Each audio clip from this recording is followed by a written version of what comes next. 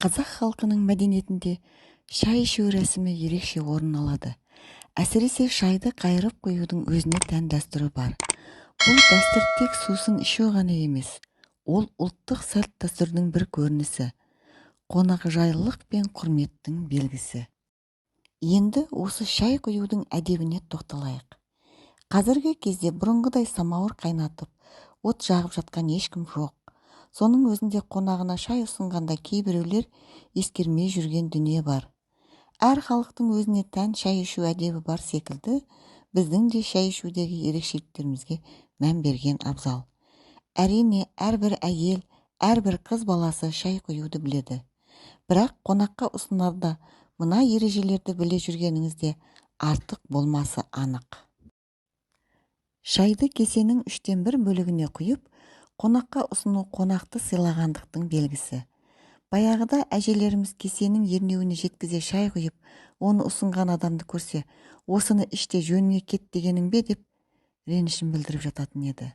Ал кесенің түбіне ғана құйған шайды көрсе, суды сатып алдың ба деп қағытатын болған. Қонаққа шай берерден алдын шайды қайырып құюды ұмытпаған жөн. Қазіргі кезде жас келіндер бұлай жасауды ұмытып кетіп жатады. Онда тұрған не бар екен? Одан шайдың дәмі өзгеріп кетпейді ғой деп жатады. Анамыздың шай ұсынғанын көріп өстік қой. Шай ұсынардан алдын міндетті түрде 3 рет қайыратын.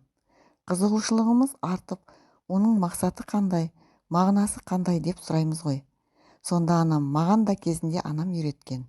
Шай жұтымды болсын десең 3 рет қайыр. Бірінші қайырғанда лай болады, екінші қайырғанда май болады, ал үшінші рет қайырғанда шай болады дейтін еді. Атам қазақ айтады, әйелдің алақанында береке бар.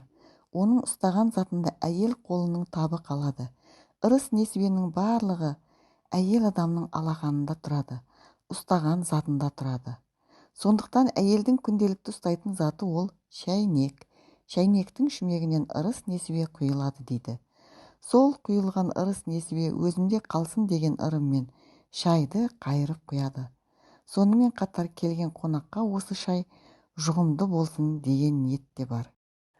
Қазақ халқы үшін шай ішу рәсімі қонақжайлылықтың символы болып табылады. Қонақтарға шайды қайырып құю, оларды құрметтеудің, оларға деген ерекше ықыластың белгісі. Шайды құйып бергенде үй иесі қонақтарға өзінің мейірімін, құрметін көрсетеді. Шәйнектен құйылған алғашқы кеседегі шайды төрде отырған сыйлы қонаққа ұсынбайды. Алдымен осы үйдің отағасына, отағасы жоқ болса осы шаңырақтың иесіне ұсынады. Одан кейінгі кезекте сыйлы қонақ.